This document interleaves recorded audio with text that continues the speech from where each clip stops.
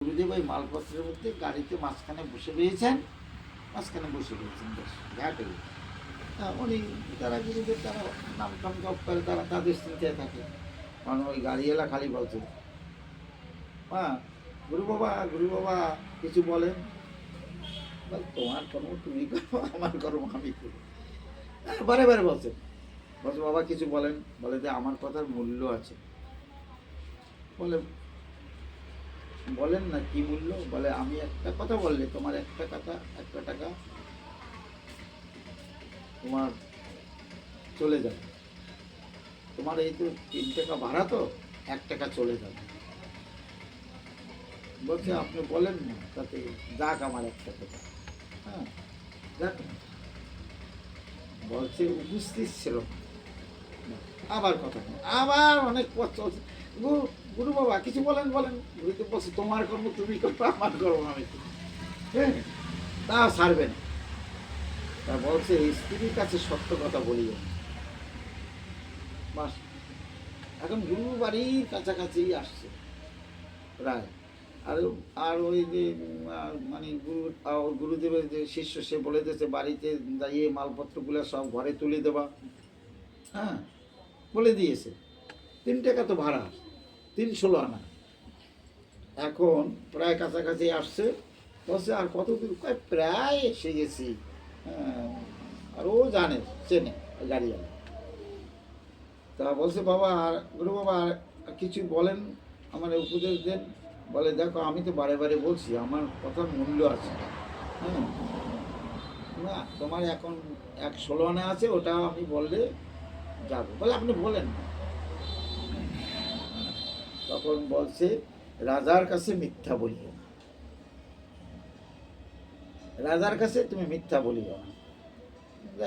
গাড়ি থেমে গেল পর বাস মালপত্র উঠেই দিল। গুরুদেব তো সব সমান না, অনেক গুরুদেব আছে প্রেম শূন্য, কাঠ কর্তা।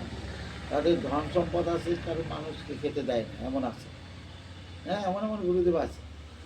এমন আশ্রম আছে, তুমি গেলে তোমার ভূমিক্ষেপ করবে না। আবার অনেক আশ্রম আছে, তোমার যাওয়া মতো বাবা তুমি কোথা থেকে আসছো, কি খেয়ে আসছো, এরকম মানুষ আছে। তা গুরুদেব এরকম কাঠটা গুরুদেব মালপত্র উঠে গেছে, ওদের কিছু খাবার টাবার দেবে, কিচ্ছু না। তাও ভাবলো এত পথ একদিনের পথ। উঠতে তারা দেখে, আকাশের তারা দিকে তখন ঘড়ি ছিল না, তারা দেখে মানুষ ঘড়ি দিক নির্ণয় করত। আর ওই সন্ধ্যার আগে গাড়ি নিয়ে এসেছে। তা ও একটা গাছতলা দেখলো, বিরাট একটা গাছতলা আছে। সেই গাছতলাটা গাড়িতে রেখে, জঙ্গল আছে ওর পাশে। হ্যাঁ গরুর গাড়ি তো, ওই গরুটার ওখানে বেঁধে দিয়েছে, গরুটা বেঁধে দিয়েছে। আর ও গাড়ির উপরে শুয়ে পড়েছে। যে ওই তারা দেখে আবার দেশে রওনা দেবে।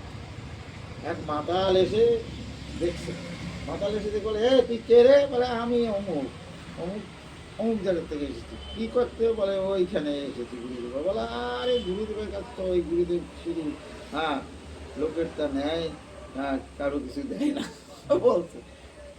তো বলছে তা সে যা করে করুক, তার আমার দরকার নেই, আমার কর্ম আমি করছি, গুরুদেবের কর্ম গুরুদেব করছি। বলে তুই বেটা কি খেয়েছিস? বলে কি খেয়েছি আর কি খাবো? বলে ওই গরুটা কার? বলে ওই গরুটা তো আমার, এই গাড়িতে আসছে। হ্যাঁ বলছি দেখ, তোরে আমি গরুরও খেতে দেবো, তোরেও আমি খেতে দেবো। এটা কাজ করবি? বলে কি কাজ? বলে দেখ আমি এই দেশের অমুক মাতাব্বর, বলছে ওইখানে একটা মরি আছে, সে কেউ ফেলছে না, তো বলছে গন্ধ হয়ে যাবে। এখন গণের সময় জোয়ার, হ্যাঁ তুই গাড়িতে করে উঠিয়ে ওই নদীতে ফেলে দিবি, ওই চরে ফেলে দিবি, জোয়ারে ভেসে যাবে। হ্যাঁ বলবে কে কি বলবে? হ্যাঁ বলে আমি বললে আমি আসি, আমি এখানেই আছি, তুই একটু ফেলে দে না। হ্যাঁ ওর গরুরও খাবার দেবো, আর আমি তোকে দেবো, তোকে তোর একটা মূল্য দেবো। ও আর বলছে না কি মূল্য দেবে।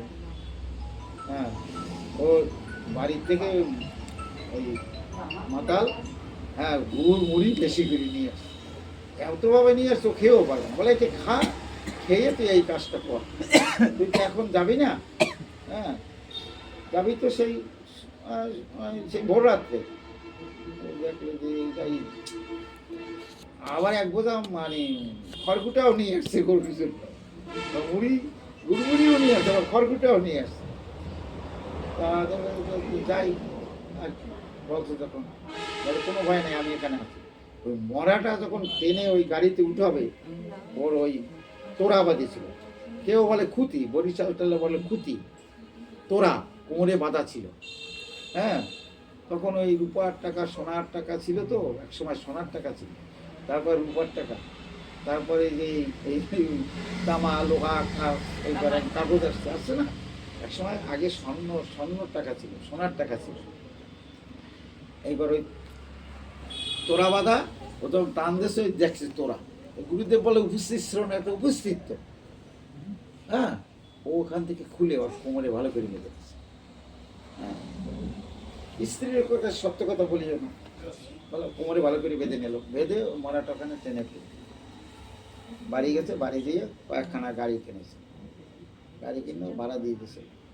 ও বসে থাকে লাইনে, হ্যাঁ কেউ যদি ওরে ডাকে দেয়, অনেকটা গাড়ি ভাড়া হয়েছে তো রায় আসছে। হ্যাঁ, একজন আর যদি একজনে ভালো দেখে তাহলে কিন্তু তার পিছনে লাগে।